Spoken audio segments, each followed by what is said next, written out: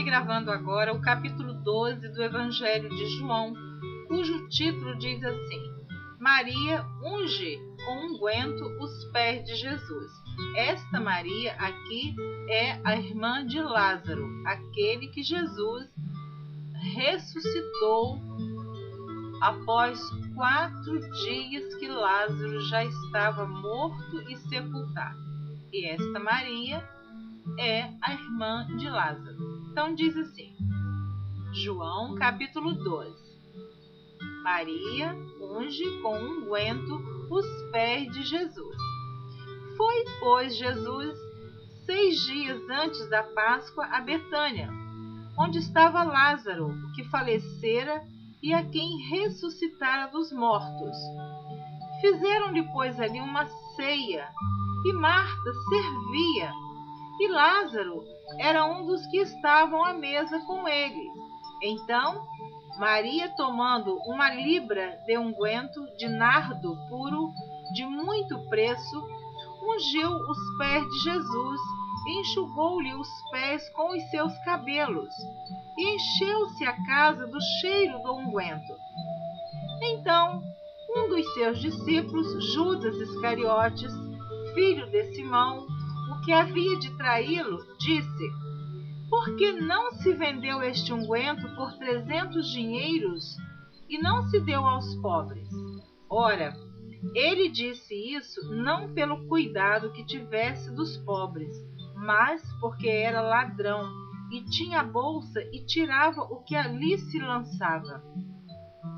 Disse, pois, Jesus: Deixai-a, para o dia da minha sepultura guardou isto.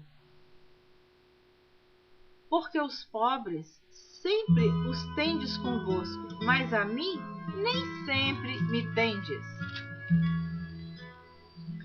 E muita gente dos judeus soube que ele estava ali, e foram, não só por causa de Jesus, mas também para ver a Lázaro, a quem ressuscitara dos mortos. E os principais dos sacerdotes tomaram deliberação para matar também a Lázaro, porque muitos dos judeus, por causa dele, iam e criam em Jesus. Quer dizer, por causa de Jesus ter ressuscitado a Lázaro, eles sabiam que Lázaro havia morrido e viam Lázaro com vida novamente, então eles criam em Jesus. Então, por essa razão, uns judeus criam e outros não. Então, os que não criam queriam matar a Jesus. A entrada triunfal de Jesus em Jerusalém. No dia seguinte, ouvindo uma grande multidão que viera à festa, que Jesus vinha a Jerusalém, tomaram ramos de palmeiras e saíram-lhe ao encontro e clamavam: Hosana, bendito o Rei de Israel, que vem em nome do Senhor. E achou Jesus um jumentinho e assentou-se sobre ele, como está escrito: Não temas, ó filha de Sião, eis que o teu rei vem assentado sobre o filho de uma jumenta. Os seus discípulos, porém, não entenderam isso no princípio, mas, quando Jesus foi glorificado, então se lembraram de que isso estava escrito dele e que isso lhe fizeram. A multidão, pois, que estava com ele, quando Lázaro foi chamado da sepultura, testificava que ele o ressuscitara dos mortos. Pelo que a multidão lhe saiu ao encontro, porque tinham ouvido que ele fizera este sinal. Disseram, pois, os fariseus entre si: Vedes que nada aproveitais? Eis que todos vão após ele. Alguns gregos desejam ver a Jesus. Ora, havia alguns gregos entre os que tinham subido a adorar no dia da festa. Estes, pois, dirigiram-se a Filipe, que era de Betsaida da Galileia, e rogaram-lhe, dizendo: Senhor, queríamos ver a Jesus. Filipe foi dizê-lo a André, e então André e Filipe o disseram a Jesus. E Jesus lhes respondeu, dizendo: É chegada a hora em que o Filho do Homem há de ser glorificado. Na verdade vos digo que, se o grão de trigo caindo na terra não morrer, fica ele só, mas se morrer, dá muito fruto.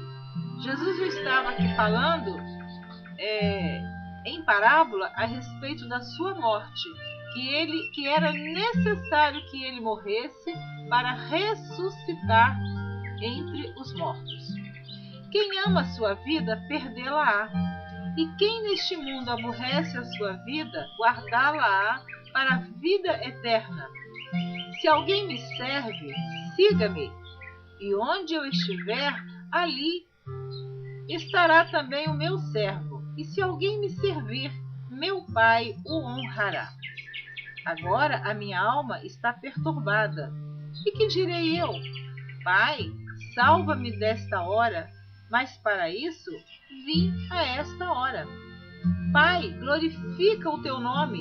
Então veio uma voz do céu que dizia: já o tenho glorificado, e outra vez o glorificarei. Aleluia! Louvado seja o nome do Senhor. Jesus ouviu uma voz do céu. Ele ouviu a voz do Pai. Ele ouviu a voz de Deus dizendo: já o tenho glorificado, e outra vez o glorificarei. Ora, a multidão que ali estava e que a tinha ouvido dizia que havia sido um trovão. Outros diziam: um anjo lhe falou. Respondeu Jesus e disse: não veio esta voz por amor de mim, mas por amor de vós. Agora é o juízo deste mundo. Agora será expulso o príncipe deste mundo. E eu, quando for levantado da terra, todos atrairei a mim. Jesus estava dizendo que todos iriam ver quando ele subisse aos céus.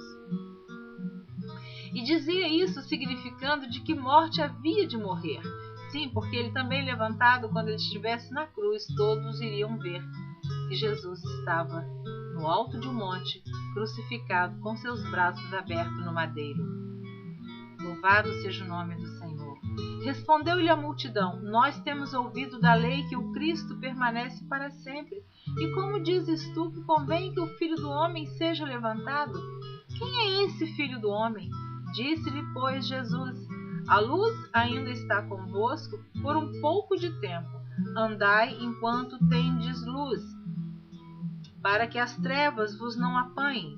Pois quem anda nas trevas não sabe para onde vai. Enquanto tendes luz, crede na luz, para que sejais filhos da luz.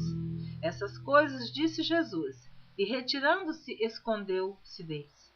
E ainda que tivesse feito tantos sinais diante deles, não criam nele. Para que se cumprisse a palavra do profeta Isaías, que diz: Senhor, quem creu na nossa pregação? E a quem foi revelado o braço do Senhor? Por isso não podiam crer, pelo que Isaías disse outra vez: cegou-lhes os olhos, endureceu-lhes o coração, a fim de que não vejam com os olhos e compreendam no coração e se convertam e eu os cure. Isaías disse isso quando viu a sua glória e falou dele.